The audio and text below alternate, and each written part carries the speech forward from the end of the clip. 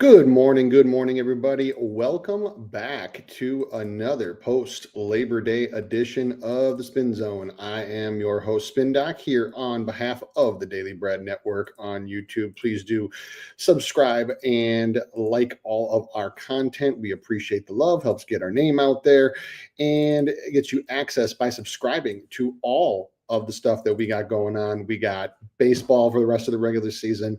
We got NFL stuff that's already out there and more that's coming up.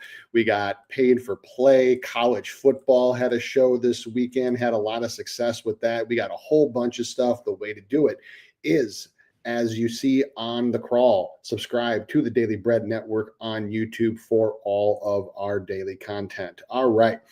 So we're back from a bit of an extended break here, holiday break, etc. So there's a whole bunch that's going on in the sports world now as we gear up. College football started, NFL season, but this is a baseball show, so we will talk mostly baseball today. I do have some last minute fantasy advice for you at the end of this show. A couple last minute things if you're still drafting or if you are going to get into a league at the last minute, which with games starting this week, you got a little bit of time left to do that. So, this is also going to lead into once there are NFL games that are starting on days that I do have a show for the remainder of the season, we'll have some NFL free plays for everybody.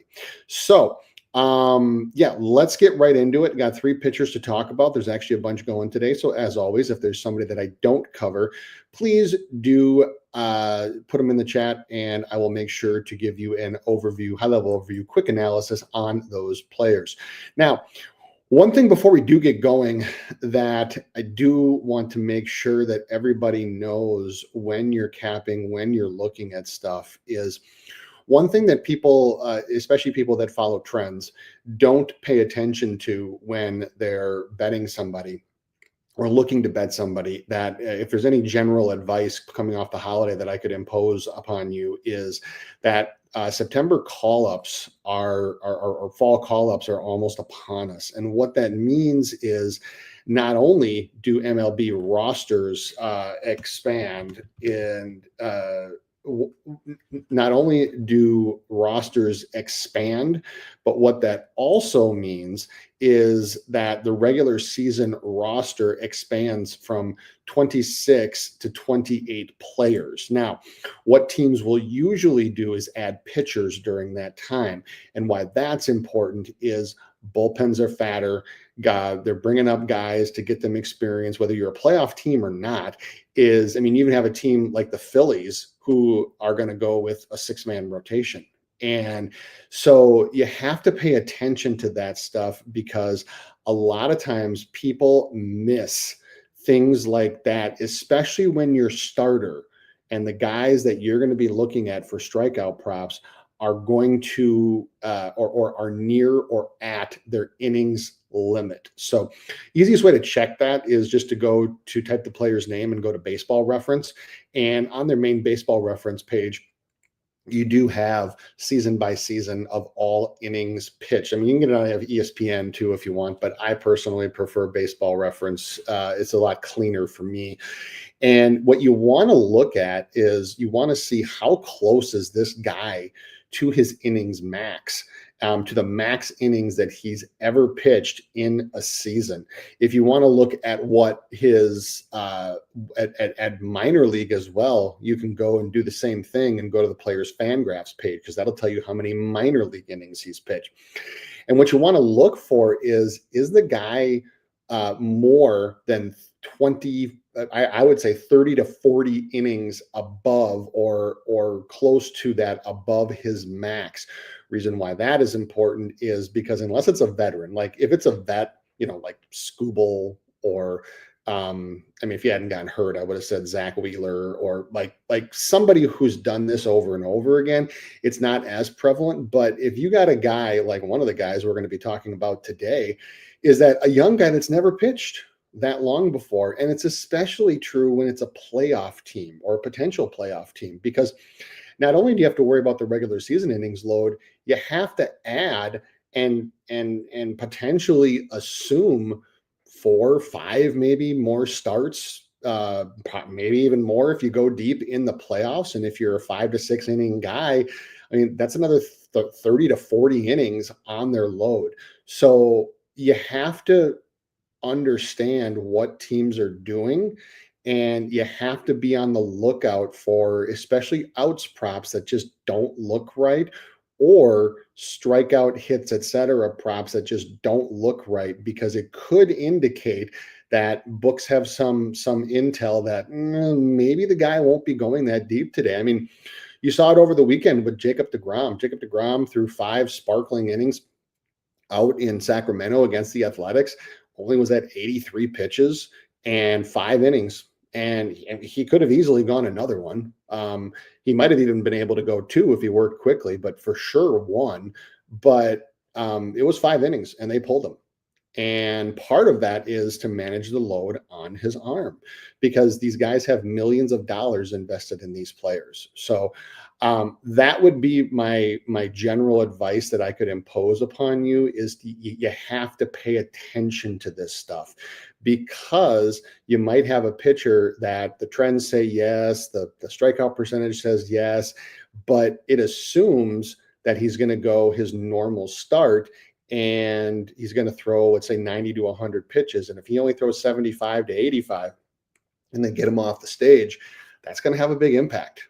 And I've seen it happen so many times. So just don't, not saying that you need to be like just overly concerned, worried, et cetera about it, but you do need to pay attention to it. So with that in mind, we actually have our first pitcher for the day that we will get to. Before we do that, I want to just give a couple shout outs to Sed in the chat who reposted this. Thank you. Thank you. And thank you to Eric J for joining. Thank you. Let's get it. I agree. Let's get it indeed. Let's go to the board and let's talk about our very, very first pitcher of the day. And speaking of innings, we have a guy who is there. We have Garrett Crochet, the righty, or the lefty, I'm sorry, striking guys out at a 31.1% clip, walking guys at a 6.1% clip. He gets the Guardians today. And we have a line that it's 7.5 on some books, but in most places you got an 8.5 at plus money and an under 8.5 at pretty significant juice, which would indicate approximately 8. Now, I talked about the innings just 2 seconds ago, and you do have Garrett Crochet, who's been in the league since 2020 and missed 2022 because of his arm surgery. But Garrett Crochet is at 172 1/3 innings pitched as of today. His highest previously for innings pitched is 146, and that's what he got last year. So they've already stretched this guy long past what he is used to. Now, can he handle it? Well, the way the velo that he's throwing with would still indicate potentially yes. However, you can see some cracks in the armor. So not saying that the Red Sox are looking to limit Crochet, because his outs prop is still set at an 18.5. However, when you look at his last start, which was against the Orioles, and everybody in the world was on the over, and he did pitch 6 innings, he did have a normal start, but you started to see as the start went on, and you can also see it in a lot of his metrics. Garrett Crochet's spin rate was down on every single one of his pitches. Now, his four-seamer was only down 39 RPMs. I've talked before on this show and elsewhere about how 50 is considered is something to look at. 75 is something significant. 100 or more is very significant. Garrett Crochet's sweeper spin, which is his primary out of the zone out pitch, his primary chase pitch, was down 118 RPMs. The velo on his cutter was down by 1.4 miles per hour. The velo on his sweeper was down by 0.5 miles per hour. Is this something to worry about? Potentially. You have to think about it, because when you look at Garrett Crochet by the numbers, as you can see on the chart, which I'll get to in a second, this does say that, I mean, this Guardians lineup, especially if they go analytical and go mostly righties because they have so many switch hitters, which they usually do, this Guardians lineup is very, very gettable. Now, Now I am not a person where one start makes a trend. And so this was the first time in a while that I've seen this with Garrett Crochet. However, watching part of that or most of his start in that game, you could just see it. You could see that, it wasn't that his arm was sore, but it wasn't that I don't think he's hurt, but you could tell that he was laboring to get the same location, the same velo, the same everything.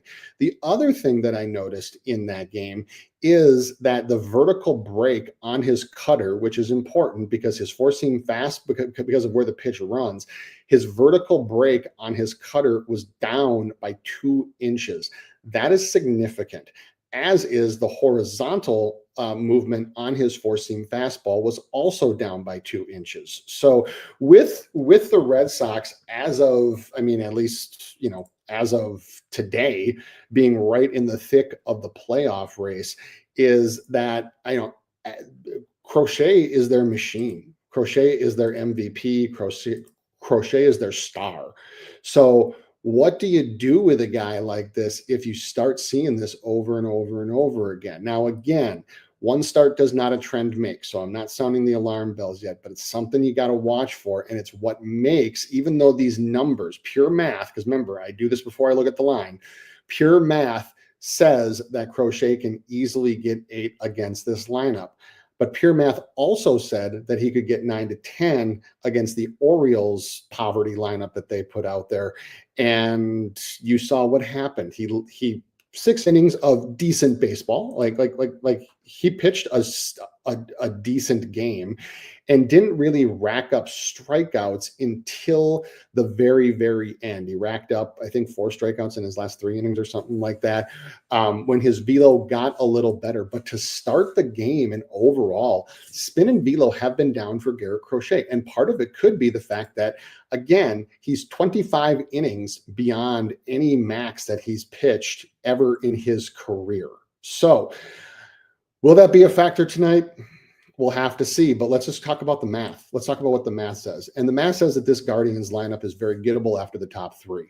So Juan Martinez, Ramirez, are all decent contact guys, and at least Ramirez has faced him before, and Crochet has not had a whole lot of success. So the only reason I put all of them at a 0.5 is because Crochet was at home. If it was on the road, 2 of those 3 would be a 0.25. I give guys who have pitched better at home, which Crochet has, a slight bump. So Crochet spends 53% of his time in the zone. You do have a whole bunch of Guardians that have really bad zone contact. We'll get to those guys that do in a second, but the 3 that don't, Juan, Ramirez, and Martinez.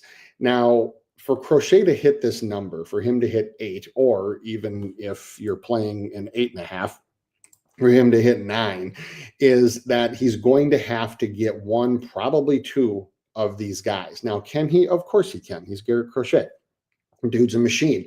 But you also have to factor in that you do have 2 of these guys in Martinez and Ramirez that both swing reasonably aggressively in the zone and have 85% zone contact or better. You see in the bottom right where Crochet lands when he gets ahead in counts versus when he gets behind.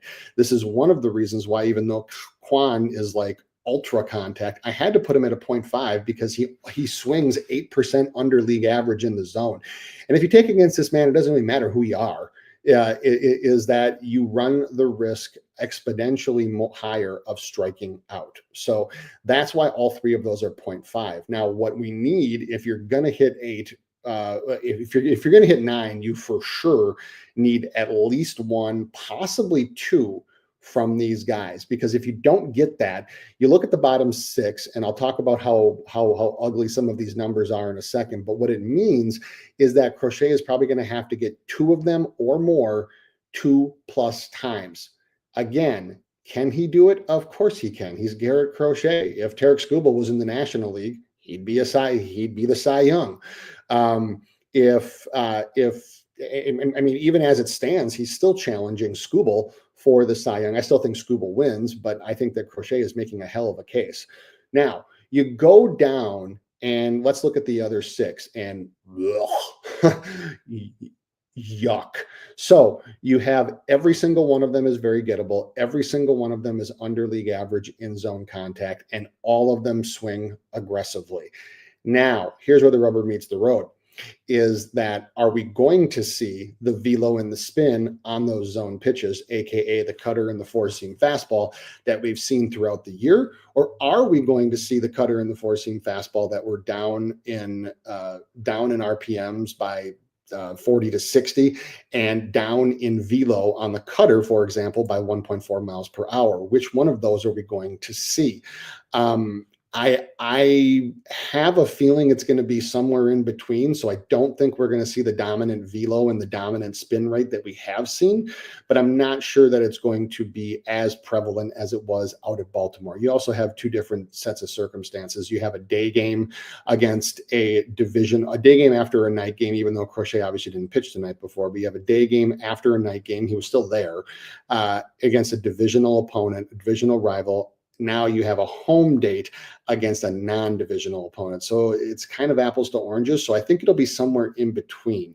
So, I go down this list, and if Crochet is not going to get the top three, let's just say that Juan, Ramirez, and Martinez are their normal high contact selves, and Crochet does not get them. You got 6 hitters, and you got a guy that's 25 plus innings over his all-time career high. Are you really going to expect 8 strikeouts from 6 guys, especially when the bottom 3 he's possibly only going to see twice? Can you really expect that? Yeah, it's possible. It's sure possible. He can do it, but the key here is the top 3. And so for him to get 8, he's going to have to get all 6 of the bottom of the bottom 6, which 4 through 9 you definitely can, and he's going to have to get the top 3 once and get somebody else on the bottom twice. So you see where I'm going with this is that there's narrow paths to 8. And if you're playing over 7.5 on this one, you're paying some significant juice. So where I go with Garrett Crochet is if this is the lineup that they run out and there's no line movement or little line movement on this, I'm looking to possibly pass on Crochet altogether, or to maybe drop him down to like a 7 and put him with something else. It's going to be juicy. You're going to have to find something else, somebody else you can drop down to put it with. But I think for the rest of the regular season, I'm going to be wary about taking standalone Garrett Crochet props for the exact reason that I mentioned to start the show, and the exact reason that I mentioned to start his summary is that the signs are there. And the signs were there for another power lefty pitcher and in Mackenzie Gore. And Mackenzie Gore just got put on the 15-day IL with shoulder inflammation, soreness, etc. You saw the writing on the wall with the spin and the velo. So I'm not going to count it as a trend yet, but if we go through tonight and Crochet's spin rate and velo on those pitches is down again, then it might be time to at least make a pivot for the rest of the regular season, because you can actually find value on the opposite side for guys that have that, because it usually takes books about 2 or 3 starts to catch up. So, I mean, I love Garrett Crochet, the pitcher. I love the guy. And like I said, if Skubal was in the NL, Garrett Crochet would be the American League Cy Young. Not even a question about it for me. Garrett Crochet has put in a lot of work for this team this year. And Garrett Crochet has thrown the ball really, really hard for a long time this season. So is that catching up? I guess we'll find out tonight. But overall, not super interested in the 8.5 for sure. I am maybe interested in the 8. I don't like paying super juice for it, given everything I just told you and given what these top 3 look like. And I'm much more interested in if I can find something else that I like at juice to put it with at a 7 and look to maybe do some kind of little mini parlay. All right, that is Garrett Crochet. Let's talk about another guy who he's up there in innings for him, but the man just keeps rolling. Brian Woo, the righty, striking guys out at 25.6% rate, walking guys at a 4.8% clip. He gets the Rays tonight with a 5.5 juiced to the over. This is what Woo's line usually is at. It usually hovers between -115 and -150 at a 5.5, and an under at +105. Now, a couple of things with Bryan Woo.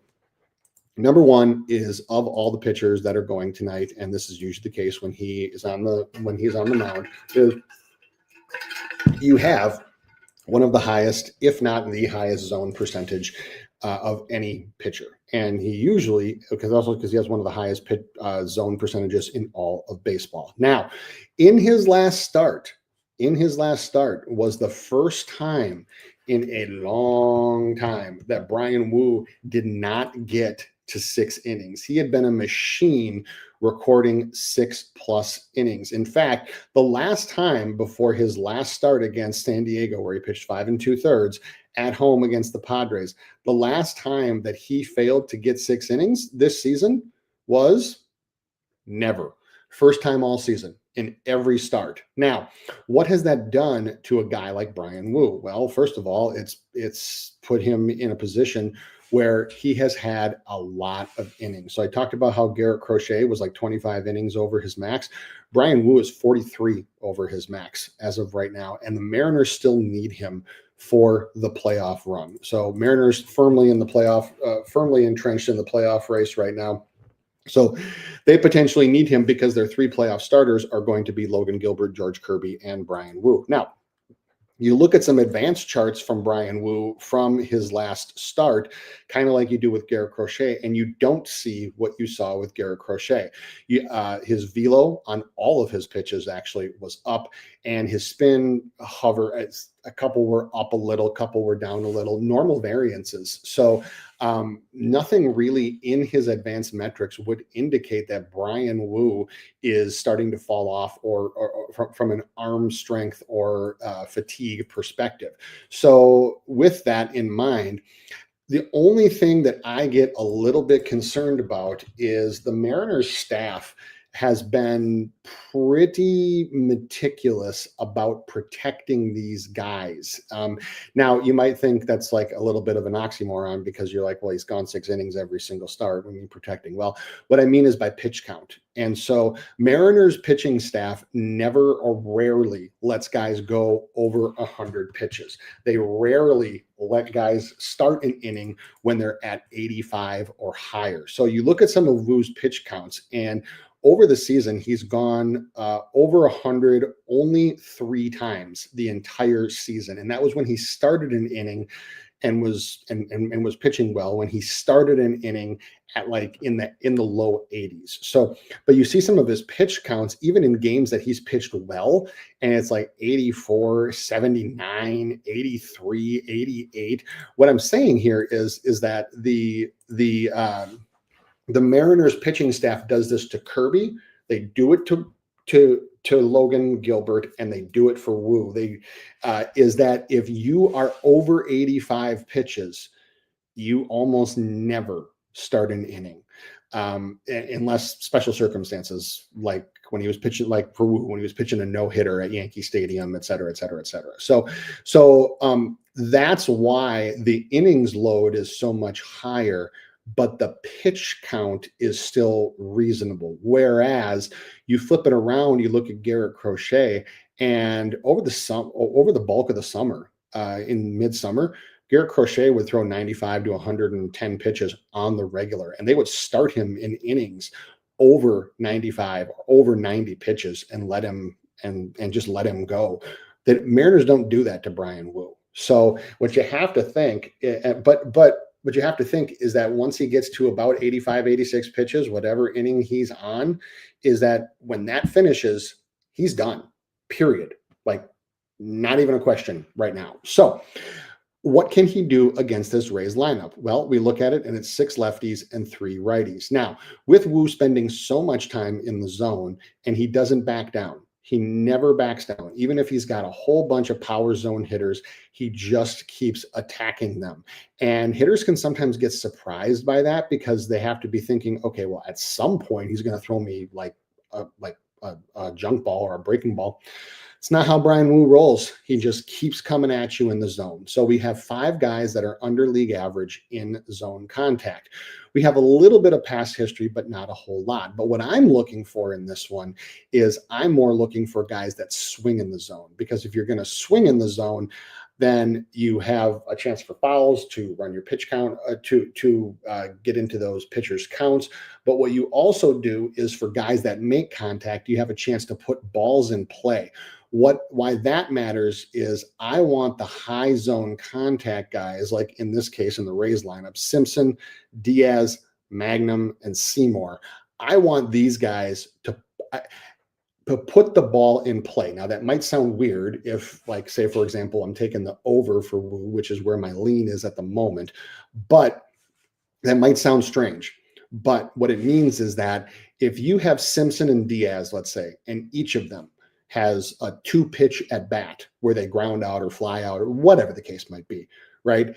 That gets you to the guys that you can get with the Lows and with Fiducia, with Williams, even Junior Caminero, et cetera. That gets you to those guys faster. And when you get to those guys quicker, that's where you can go K hunting. What you don't want is, you don't want a hitter that is going to foul off a bunch of pitches, make a bunch of contact, et cetera, et cetera, et cetera. You also don't want a whole bunch of guys that take pitches in the zone, because even if Wu is going to pound the zone, that's still an average of about 4 to 5 pitches per hitter.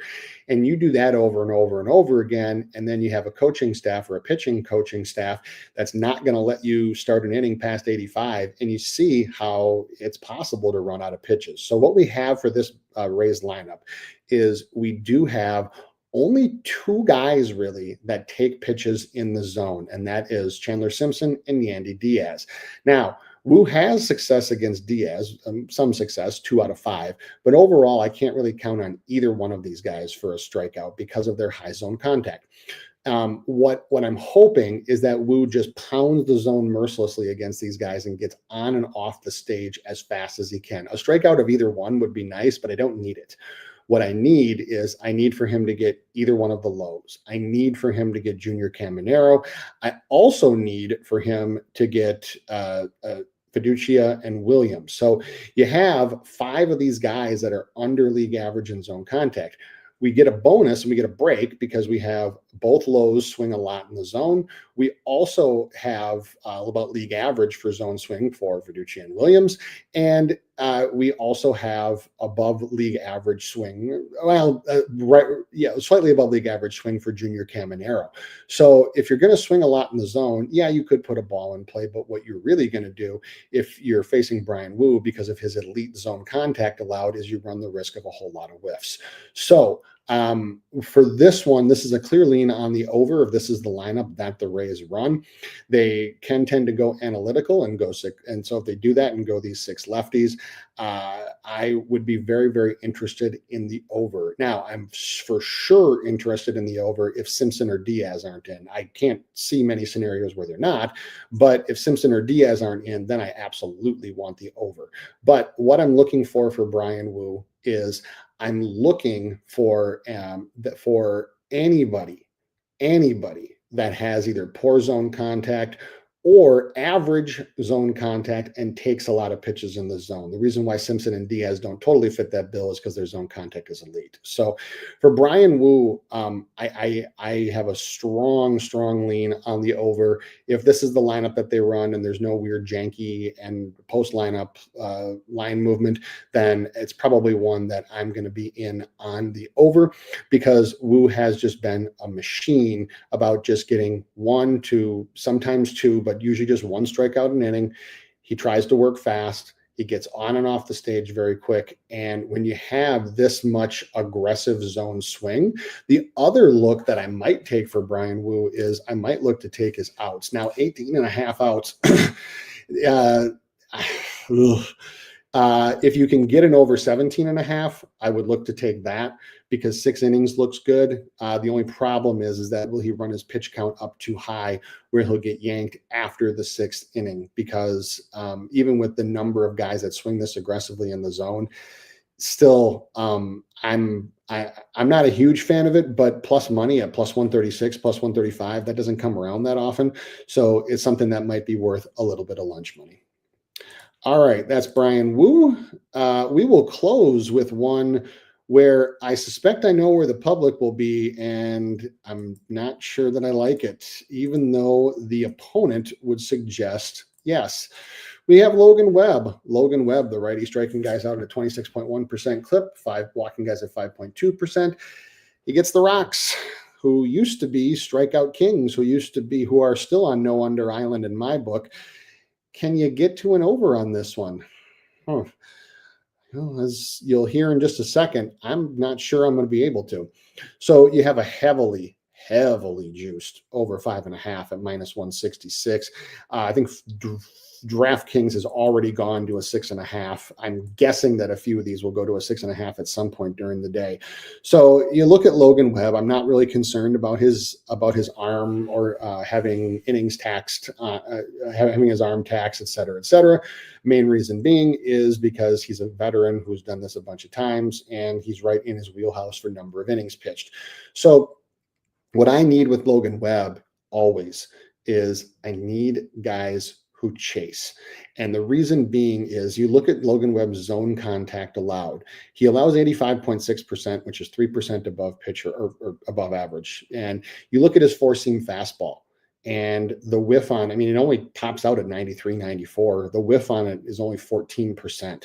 So you need guys that are going to chase, because his sweeper and his changeup, which is the main pitch that's increased his strikeout percentage so far this season, have really, really been doing work for him. So if you got guys that chase and you got guys that got poor chase contact, there's a potential that you're going to strike out to Logan Webb. The other thing that I'm looking for is I'm looking for guys that take pitches in the zone. Reason being is because Logan Webb has one of the higher percentages of zone pitches, or just like straight up 14 fastballs or sinkers in the zone, thrown onto strikes. A lot of pitchers will get like 0-2, 1-2 counts and will waste a pitch to see if you can get a guy to chase.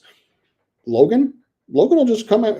Logan has periods where he just comes right at you and just throws it right down Broadway, and the hitter's not expecting it and is put off balance and is frozen and doesn't swing. So we look at this Rockies lineup, and by a lot of these numbers, you can see the season numbers, 6 and 7 for guys that are under for zone and chase contact. You would think that this would be an easy over, but look at the past history. Ouch. 9 Ks in 48 plate appearances against this Rockies lineup, and guys that by the numbers should strike out a lot. Like you look at Tovar, you look at Ezekiel Tovar in the 6 hole here, chases at 42.5% and has a 51% zone chase contact percentage. You look at a guy like that, and you would think that that guy is just custom made to strike out to a pitcher like Logan Webb, who allows chase contact 3% under league average. He's only got 3 strikeouts in 16 plate appearances. I can't put him for more than a half. You also look at a guy like Brenton Doyle, chases above league average, has a 46.6% chase contact percentage, is almost 10% under league average. He's 1 for 13. Logan only got him 1 out of 13 times. He whiffs to a changeup almost 40% of the time. If you took the past history off the table, if you just cut off those last 2 columns, and you put this lineup up with these numbers, I would tell you you're looking at 7 strikeouts, maybe even 8. But then you go and look at the past history, and a lot of this past history is in Colorado. So you have this, and you say for Doyle and Tovar, who each should be a candidate to strike out once, maybe twice, they have a combined 4 strikeouts in 29 plate appearances against Logan Webb. Then you add in guys like Goodman and like Hunter Goodman, who chases a ton, doesn't make contact, and now you're at 4 strikeouts in 34 plate appearances, and you want me to take a 7 on this guy? I don't think I can do it. I don't think I can get there, and it has nothing to do with thinking that there's going to be any like arm taxation or innings limit or anything like that. This guy just doesn't have great success against this lineup. Now, the other thing that I look for is Logan Webb has pitched in 9 games at Coors Field.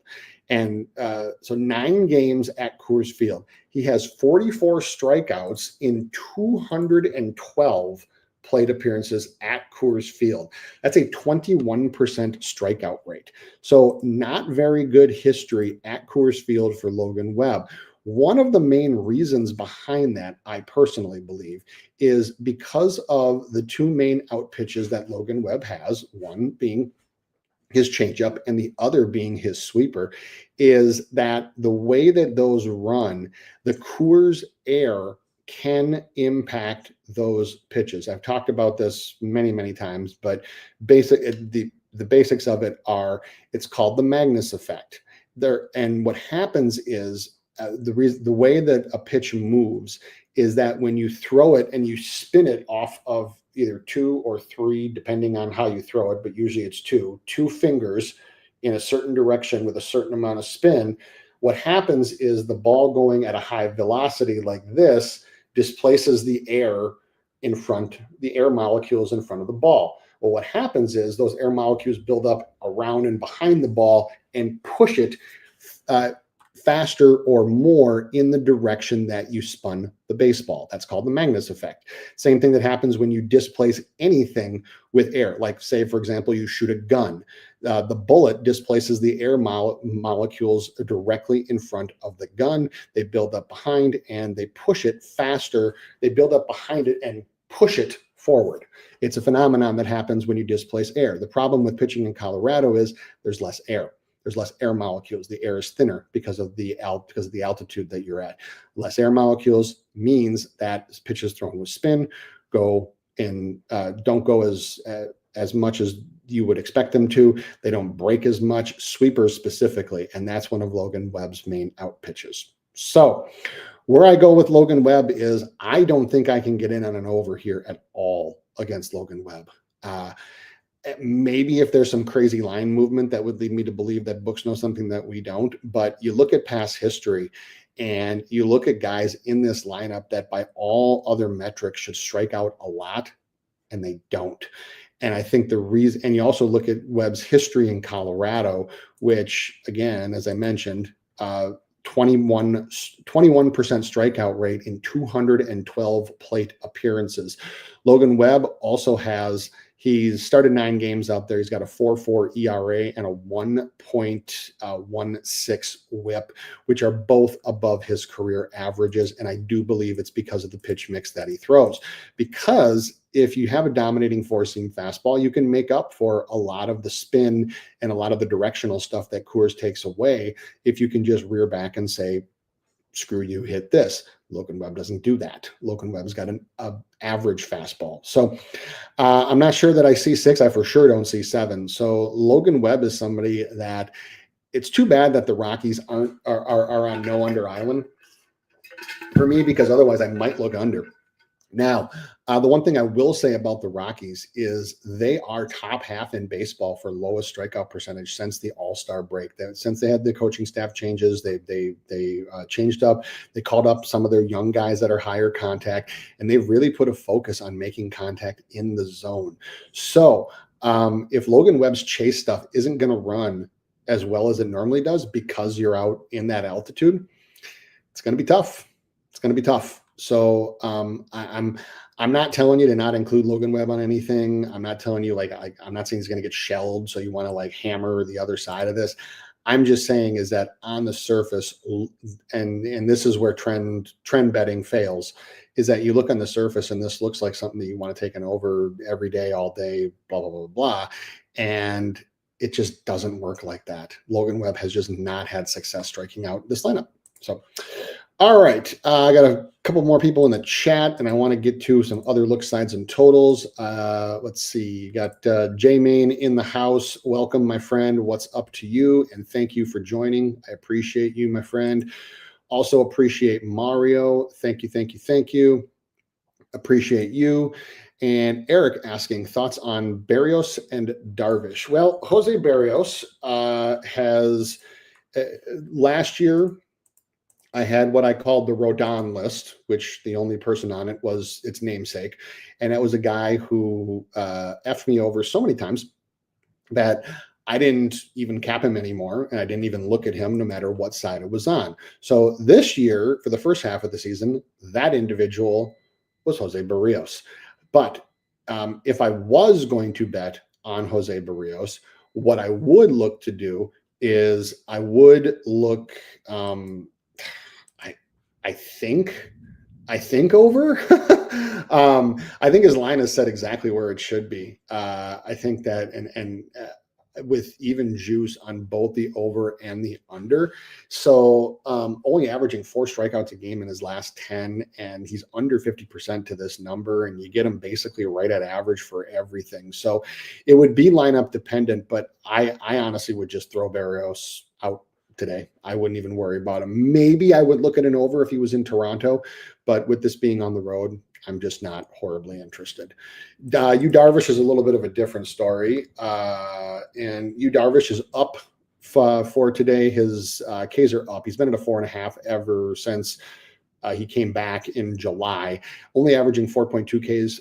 And is right about 50-50 to the line today, but he's up at a 5.5, partially because of the lineup that he is facing. Now, normally you can use past history to tell a story with Yu Darvish and compare it to the line because he's faced so many opponents over the years, but the Orioles obviously have packed it in for the year and have gone young. So you only have two guys in this lineup that have faced him, Gunnar Henderson and Ryan Mountcastle, and they are combined 3 for 6, 3 Ks and 6 plate appearances. So if you're going to play anything on Yu Darvish, especially with the Orioles coming into town, going back-to-back West Coast road trips, you have to go over. I'm probably just going to leave it out, but you can maybe pull it down to 5 and pair it with something like if you're dead set on betting Crochet's over, you can maybe pull this down to 5 and go Crochet 7, Darvish 5.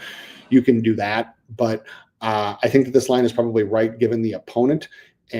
And my only concern here, though, is that Darvish is he's not on an innings limit, but they're not usually letting him go more than 5. Padres are also very firmly in the playoff hunt as well. Darvish obviously is not a spring chicken, so if you're going to play anything, I would play the over, but I'd probably be more comfortable in pulling it down to 5. All right, we got Cover Kings in the house. Got some early NFL props. Got 1 unit on Javonte Williams over 35.5 yards rushing, and 1 unit on Jalen Hurts under 217.5 yards passing. So I'll have more on that game on Thursday when the season kicks off. And Mark M in the house. Welcome, Mark M. Hey, thanks for joining, man. I appreciate it. Love the knowledge, and we'll be back. I appreciate you. Thank you. That means a lot to me. I appreciate the kind words, and yeah, I love to share the knowledge, man. Love to share the knowledge. And what I always try to do, Mark, just so you know, is sometimes you hear me talk about like trendies and trend bettors, and like I don't have this crusade against them, but I think that when you just bet using a trend sheet and a strikeout percentage sheet, you miss the forest beyond the trees. So you miss stuff like Logan Webb and the Magnus effect in Colorado. You miss stuff like innings limit and what Garrett Crochet's spin is doing. So like I try to find those little pieces that just every public capper out there doesn't find and doesn't see, and because those things have a much greater impact than has hit 6 strikeouts in 7 of last 10 or whatever the case might be. So like I said, I don't have this like massive crusade against trend bettors. I actually kind of feel bad because like they don't even know to look for this stuff, and that's what the books feast on. And so I try to find the stuff that I know books look at and I know goes into these lines. So I appreciate that. So that's what you get every day here. So thank you, Mark, and welcome. Kid Keon in the house asking about Shota Imanaga. Yeah. He's on my list to look at after lineups get released. I think it's under nothing for Shota, even though he is at home. You have some iffy past history here with him against this lineup. Not a ton, But like, for example, like Olsen 1 of 3, Albus 0 of 3, Profar 0 of 4.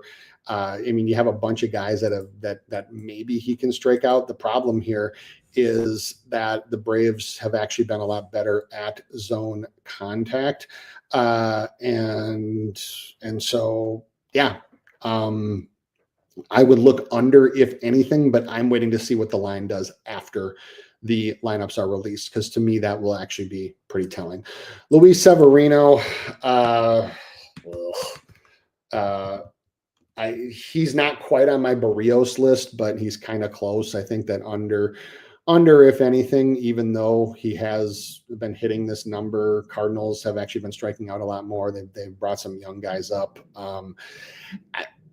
I'm probably just going to leave Severino alone, to be quite honest with you. If anything, I might maybe pull him down to 3 and put him with something, but there's also no outs prop or no other props for this game, which also I actually forgot, because I tossed that game out, if that game is going to have any potential weather concerns, and it will not. So I also don't know what exactly is going to happen with him. So Severino, I'd probably just throw out. Shota, I would have a lean on the under. Jose Barrios, I'd probably throw out. And Darvish, I have a lean on the over. Berg in the house saying, longtime VIP member, saying Thursday's show is going to be talking about the one baseball game in Cowboys Eagles. You are correct. That is what we're talking about. So speaking of, let's get some last minute fantasy help for you. If you have a draft, if you have anything, if a lot of people drafted over Labor Day, but if you do have any final draft stuff going or any final lineup stuff going, here is what I would say.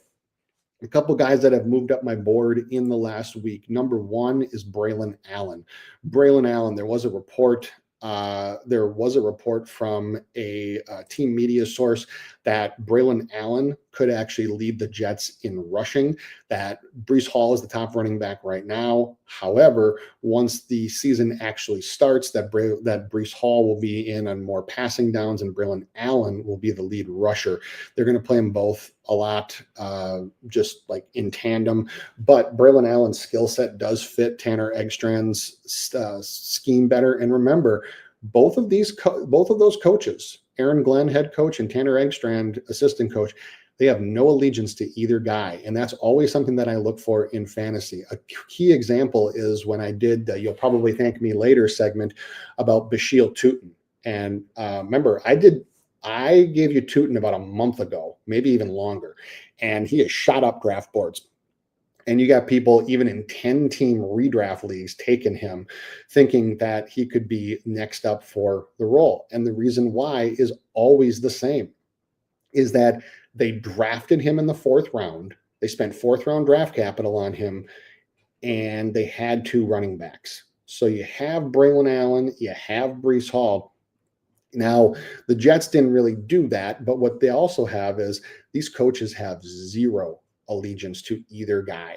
So it's not like you invested a draft pick in him. It's not like you invested and you were the one leading the charge to sign him to a contract extension. They have no allegiance to either one of these guys, and they're going to do what's best for their team, which means that whoever happens to be the leader and whoever happens to be the guy that fits the scheme better is going to get the carries. I personally believe that Breece Hall carries much more value in a PPR or in a half PPR, but if it's a non-PPR, I am much less interested in Breece Hall, and I absolutely have to handcuff Braylon Allen to him. Braylon Allen and Zach Charbonnet are the 2 handcuffs that I have no problem drafting standalone, even if I don't have the starter, because there's a chance that they might even get enough work regardless to be fantasy relevant. So Braylon Allen has moved up my board. Another guy that has moved up my board is Matthew Golden. Matthew Golden has developed VIP. For those of you VIP that are in here, you've known that you've heard this for probably about the last month and a half, is that obviously high draft pick, and Green Bay's wide receivers are just kind of like a bunch of guys and just a bunch of guys with different skill sets, and it probably is going to be for the foreseeable future, because you have so much money that's invested in now Micah Parsons and in Jordan Love. So you're going to need cheap guys to fill out other skill spots on the roster. Matthew Golden was a stud in OTAs. He developed an early rapport with Jordan Love. He and Love have been glowing about each other, and the two of them have been doing a lot of work, basically like before, after practice. If you remember Stafford, when he went to LA, he used to have the Breakfast Club, which with Cooper Kupp and Puka Nacua, where they would go to breakfast every day before practice, and they would watch film and they would go through stuff. Like it's a relationship like that. And it wouldn't be shocking at all if Matthew Golden becomes Green Bay's number one wide receiver. Now, the one thing I will say is the Packers passing offense, it does project to be a little bit lower volume like they were last year. That's what happens when you have Josh Jacobs. So they're probably going to be less than 50% pass rate, but Matthew Golden has wide receiver 3 up value and wide receiver 2 upside, especially in a PPR. So he's moving up my draft board. And then another guy who, and then the other thing is, even though you will see it, I'm sure you'll see it around, is that Najee Harris has been cleared for contact. He's going to play, blah, blah, blah, blah, blah, blah, blah. Again, VIP has known this for, I don't know, Berg, about 2 months now. I have no interest in Najee Harris. I have no interest in him as a fantasy asset.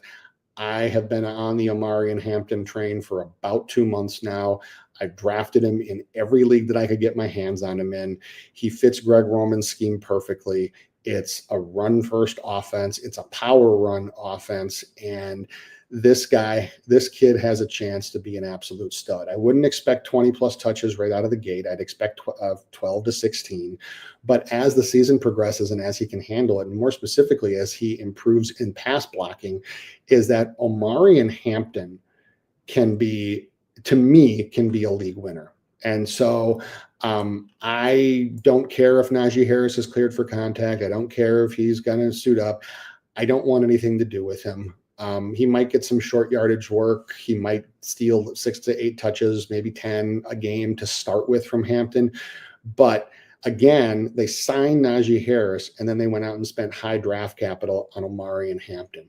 That tells you 2 things. Number 1 is that they believe in Hampton. Number 2 is that Najee Harris is insurance. Najee Harris is veteran insurance, because if Hampton doesn't pick up the pass block schemes, if he's not the kid that they thought he is, blah, blah, blah, blah, blah, they have a vet that they can rely on. That's what this is. So, yeah, you have to. You absolutely have to go with Omari and Hampton over Najee Harris. And like I said, I have just no interest in Najee Harris whatsoever this year in fantasy. He is on no team of mine, and I don't think that I will even pick him up, even in the leagues that I have Hampton. So Mark asking, somehow I got Gibbs and Josh Allen. Is that an automatic first round buy? If it's a PPR, you're in great shape, especially, or if it's a league that allows, that is 6 points per pass touchdown, but that's a good first 2. I think that Jahmyr Gibbs is a guy that I think will play a lot better in PPRs this year. I mean, him and Montgomery are both still, there's going to be more than enough work for both of them. They've actually been splitting Gibbs out wide and in the slot a lot. Gibbs actually talked about that because new offensive coordinator, now that Ben Johnson is gone, and they actually want to play both of them at the same time, whereas Ben Johnson would a lot more often than not, he would defer to having them like one or the other. So it would be like Montgomery in for the power and short yardage sets, and Gibbs, or he'd run them both, or they'd run split backs and run them both in the backfield. What they're doing now is they're running them both on the field, and then Gibbs is running out wide. So Mark, if it's a PPR league, Gibbs has got a lot of value in that one, even if it's a half PPR, because there's probably a lot more opportunities for Gibbs to split out wide this year and run more routes. So Gibbs especially to me has value in leagues that reward running back receiving, or like basically like abnormal stats. What I mean by that is like quarterback rushing, if there's a boost for that, or if there's running back receiving yards, boost for that. But either way, it's a solid first two. And Cover King saying 0.25 units on Shota to record the win at plus 150. Cool. All right. So other looks, sides, totals, etc. So for those of you that might be newer here, these are some leans that I have on some of the games, some of the MLB games today. And I typically only give out leans that I have on anything that's minus 110 or better. I don't find any value in taking like minus 140, minus 150, minus 200-ish, whatever money lines in baseball. There's just, to me, there's no value in doing so. So a couple money lines. I think that the Diamondbacks money line at minus 110 has a little bit of value. I think that the Athletics at minus 102 has a little bit of value. It doesn't really speak to that. I think that Severino is going to like have a dominating start. It just also, to me, speaks to how Miles Mikolas is. But minus 102 for the Athletics. I think even though we didn't really talk about this game at all, even though they got two good starters here, Astros at basically even money has a little bit of value. If you want to go and you want to get a lot more plus money on this, there's value here. I'm not saying that I'm going to be brave enough to do it, but Berg, your Pirates plus 145 has a little bit of value, as do the Angels at plus 135. I'm guessing Berg's going to disagree with me about the Pirates today, but plus 145 has some value on this today. All right. I think that will wrap it up for today. I want to thank everybody for being here. I want to thank Sed, Eric J, J-Main, Mario, Cover Kings, Mark. Again, welcome, Mark. Thank you for being here. Kid Keon, Berg, and I think that's it. All right, one last thing before we go. This show is brought to you on behalf of the Daily Bread Network. Please do subscribe on YouTube for all of our daily content. We have NFL, we have college football, we have MLB, we have everything you need. Please do subscribe, give us a like, give us a follow. We appreciate the love. Best of luck in all of your action today. We'll be back with you tomorrow for more of the same. Spin Doc. See ya.